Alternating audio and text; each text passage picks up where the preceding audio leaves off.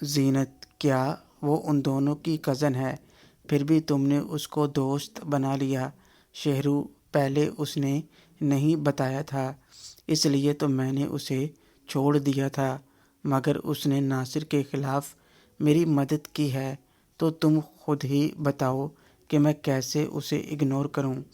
معید: بالکل ٹھیک، مجھے بھی پہلے ہی لگا تھا کہ وہ کوئی گیم نہ کھیل رہی ہے، لیکن اس نے سچ میں مدد کی۔ زینت: اگر ایسا ہے تو پھر اس کے بارے میں جاننا چاہیے۔ میرا مطلب، ایک شخص اپنے قریبی کزن کے خلاف جا کر کسی کی مدد کیوں کرے گا؟ شیرو: اس لیے کہ وہ ان جیسی نہیں ہے۔ اب تم اپنا شکی دماغ چلانا بند کرو۔ شی از گڈ گرل، اور وہ ہماری دوست ہے۔ زینت: جو حکم میرے مالک۔ شیرو: اب یہ کیا تھا؟ زینت: کچھ نہیں، تم سب کے بارے میں سوچتے ہو، بس میرے لیے ٹائم نہیں ہے۔ شیرو: ایسا کیوں کہہ رہی ہو؟ تم تو میری سب سے اچھی دوست ہو۔ تم ہو تو مجھے فکر نہیں۔ مہرین اور رحیلہ باجی کی، تمہارا احسان تو میں چکا ہی نہیں سکتا۔ زینت: ایک دوستی رکھ کر احسان کہہ کر گالی مت دو۔ تمہارے لیے میں کچھ بھی کر سکتی ہوں۔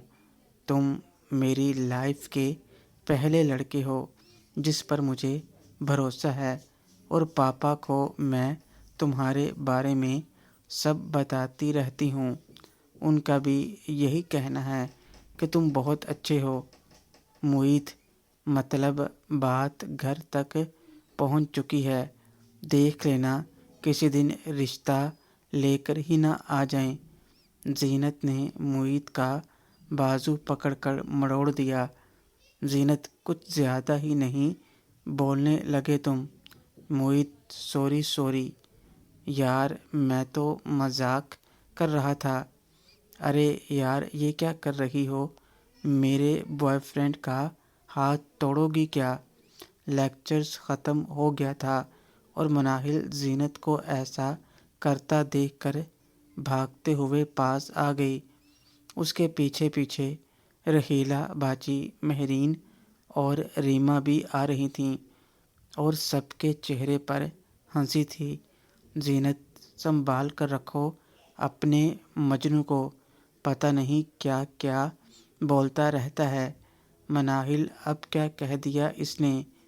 معید: کچھ نہیں، میں نے شیرو سے اتنا ہی کہا کہ بچ کر رہنا، کہیں یہ اپنے پاپا سے بول کر رشتہ ہی نہ مانگ لے۔ معید کی بات سن کر سب ہنس رہے تھے۔ زینت: سنا کیا کہہ رہا ہے؟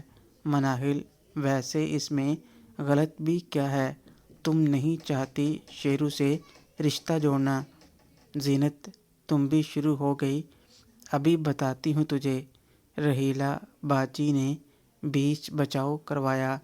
رحیلہ باجی: او ہو، بس کرو، وہ تمہارے ساتھ مذاق کر رہی ہے اور تم غصہ کر رہی ہو۔ مہرین: کوئی کچھ بھی کہے، تم کیوں غصہ کرتی ہو؟ ہم سب جانتے ہیں تم شیرو کی اچھی دوست ہو اور ہماری۔ اب چلیں؟ زینت: چلو، ورنہ یہ دونوں میرا دماغ خراب کر دیں گے۔ زینت چاہے باتوں باتوں میں غصہ دکھا رہی تھی، مگر اس کے چہرے کی مسکراہٹ کچھ الگ ہی کہانی کہہ رہی تھی۔ ایسے ہی ہنسی مذاق کرتے ہم سب باہر آئے اور سب اپنے اپنے راستے ہو لیے۔ جاتے جاتے ریما کے چہرے پر وہی دلکش مسکراہٹ تھی۔ مناہل کو گھر چھوڑنے کے بعد میں نے معید کو ثمینہ میڈم کے گھر ڈراپ کرنے کو کہا۔ معید: کھانے کا ٹائم ہے اور تم میم کے گھر جانا چاہتا ہے، بات کیا ہے؟ شیرو: ہار ان سے کچھ ضروری بات کرنی ہے، کالج میں نہیں کر سکتا تھا، اس لیے گھر جا رہا ہوں۔ معید: لیکن گھر پر کیا کہوں؟ شیرو: کچھ بھی بول دینا، اور میں جب فون کروں تو لینے آ جانا۔ موہت نے مجھے سمینا میم کے گھر پر ڈراپ کر دیا۔ وہ گھر آ چکی تھیں شاید کچھ دیر پہلے ہی۔ میں نے بیل بجائی تو انہوں نے اندر سے ہی پہلے پوچھا، سمینا میڈم کون ہے؟ شیرو آپ کا اسٹوڈنٹ۔ سمینا میڈم نے میری آواز پہچان لی اور ایک جھٹکے میں ہی دروازہ کھول دیا۔ مجھے سامنے دیکھ کر وہیں میرے گلے لگ گئیں۔ سمینا میڈم تم آ گئے، میں تمہیں کتنا مس کر رہی تھی۔ میں نے کلاس میں دیکھ کر خود کو کیسے کنٹرول کیا یہ میں ہی جانتی ہوں۔ اتنے دن مجھے خود سے دور کیوں رکھا؟ شیرو بس اسی لیے۔ سمینا میڈم مطلب؟ شیرو مطلب یہ کہ ہم دروازے پر کھڑے ہیں، اندر تو آنے دیجیے۔ ایسے ہی آپ سب کے سامنے کرتی تو کیا جواب دیتا میں؟ وہ تو اچھا تھا اس دن موہت تھا، اگر کوئی اور ہوتا تو سمینا میڈم نے مجھے اندر کھینچ کر دروازہ لاک کر دیا اور پھر سے میرے گلے لگ کر مجھے پیار کرنے لگیں۔ سمینا میڈم میں کتنا تڑپ رہی تھی یہ میں ہی جانتی ہوں۔ تمہیں اس حالت میں دیکھ کر میں کیسے رہ سکتی تھی؟ شیرو فکر مت کیجیے، کوئی بڑی چوٹ نہیں لگی مجھے اور اب پہلے سے کافی حد تک ٹھیک ہوں۔ سمینا میڈم بیٹھو، میں تمہارے لیے کچھ لاتی ہوں۔ شیرو آپ نے لنچ کر لیا کیا؟ سمینا میڈم نہیں، تم نے کیا؟ شیرو اسی لیے تو آیا ہوں، آج آپ کے ساتھ ہی لنچ کروں گا اور شام تک میں یہیں ہوں آپ کے پاس۔ کتنے دن جو آپ کو دور رکھا، آج ساری کسر نکال دوں گا۔ سمینا میڈم مسکراتے ہوئے، رہنے دو، ابھی تم پوری طرح ٹھیک نہیں ہوئے۔ شیرو میں اس کے لیے نہیں کہہ رہا، آج ہی آپ کے ساتھ وقت گزارنے آیا ہوں اور بہت سی باتیں کرنی ہیں مجھے آپ سے۔ سمینا میڈم سچ؟ میں کھانا بناتی ہوں، تم ریسٹ کرو، پھر بعد میں بات کریں گے۔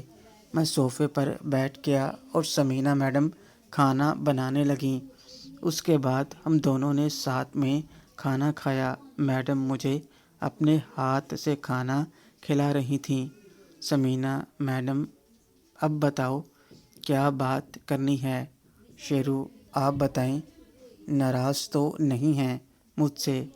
سمینا میڈم سچ کہوں تو پہلے مجھے برا لگا تھا کہ تم ہسپتال میں ہو اور مجھے اپنے پاس آنے نہیں دے رہے، لیکن پھر میں سمجھ گئی کہ تم کس لیے منع کر رہے تھے۔ اب کوئی ناراضگی نہیں، تم آج نہ آتے تو پکا غصہ کرتی۔ شیرو اب آپ کے پاس تو آنا ہی تھا، آج ہی گھر سے نکلا ہوں اور دیکھیں آپ کے پاس ہوں۔ ویسے ابھی میں بائک چلا نہیں سکتا تو موہت ہی مجھے ڈراپ کر کے گیا ہے۔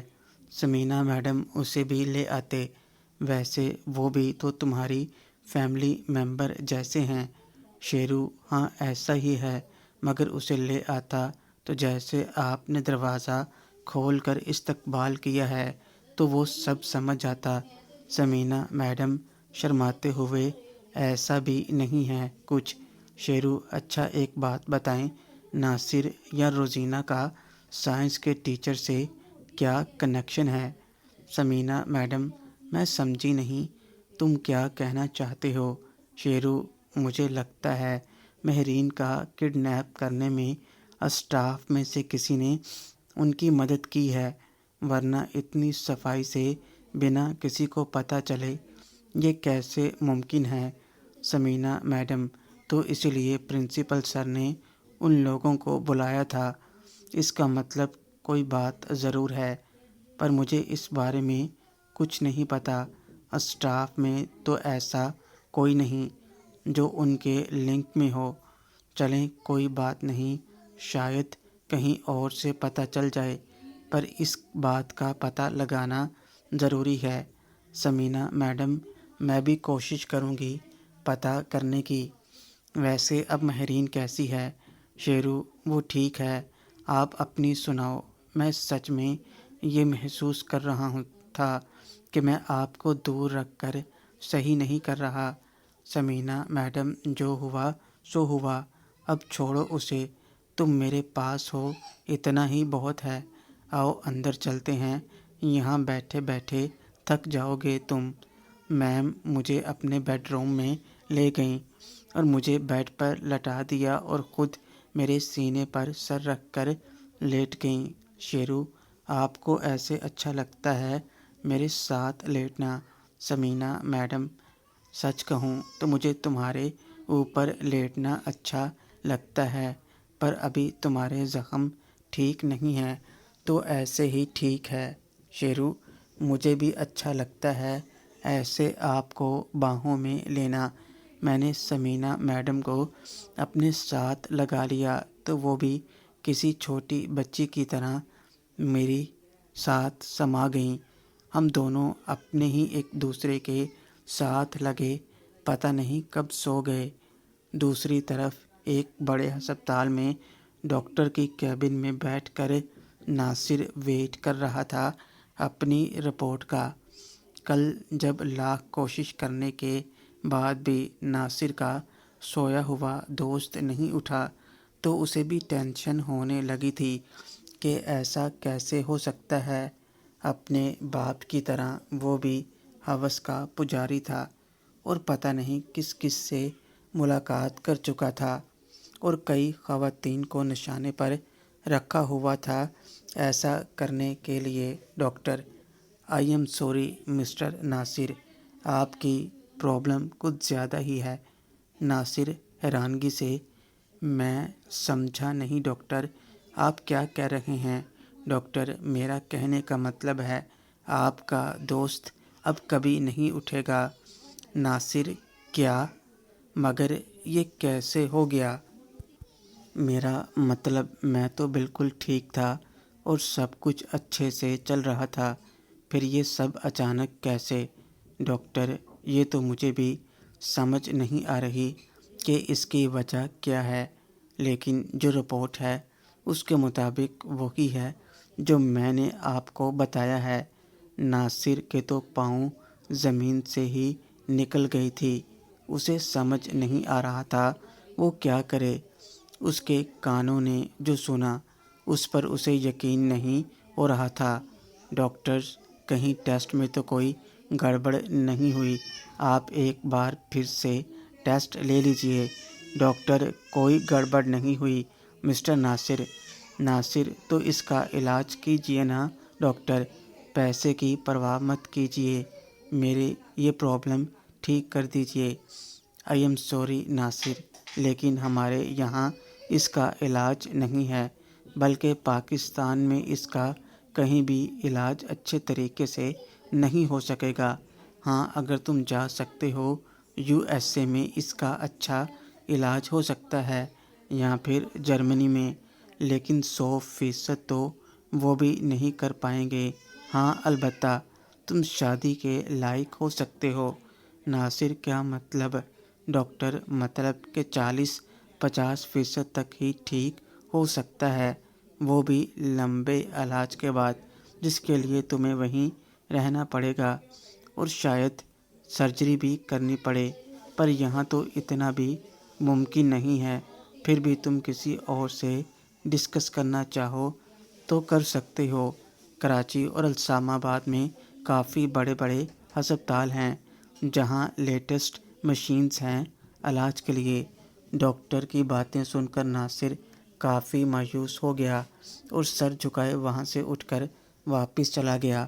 کہاں کل تک وہ مہرین اور رحیلہ سے ملاقات کا پلان بنا رہا تھا اور آج اس کے ساتھ اتنا برا ہو گیا جو اس نے کبھی سوچا بھی نہیں تھا۔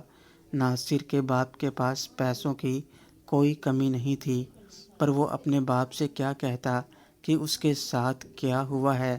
ناصر کو کچھ بھی سمجھ نہیں آ رہا تھا کہ آخر وہ کیا کرے، کسے بتائے اور کیسے بتائے، لیکن اس بات کا کوئی حل تو ڈھونڈنا ہی تھا۔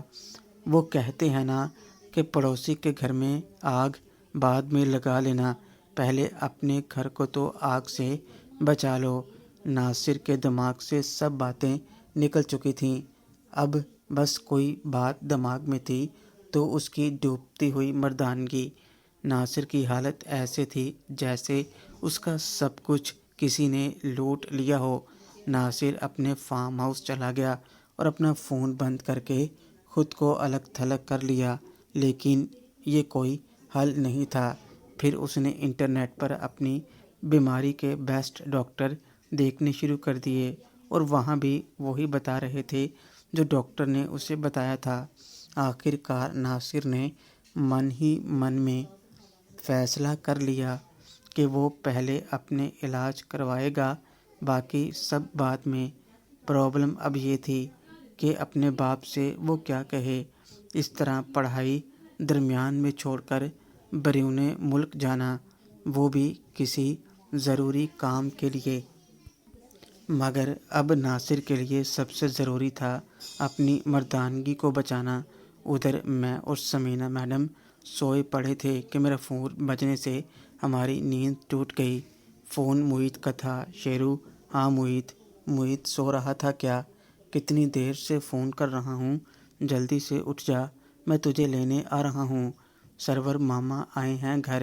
شیرو: سرور ماما آئے ہیں ایسے اچانک؟ چل آجا، میں تیار ہوں۔ ثمینہ میڈم: کیا ہوا؟ شیرو: سرور ماما آئے ہیں، مجھے جانا ہوگا، پتہ نہیں چلا کب آنکھ لگ گئی۔ محترم ناظرین اور سامعین، اس کہانی کا باقی حصہ اگلی آنے والی ویڈیوز میں پیش کیا جائے گا۔ اگر آپ کو ویڈیو اچھی لگے، ویڈیو کو لائک اور ہمارے چینل کو سبسکرائب ضرور کریں۔ شکریہ۔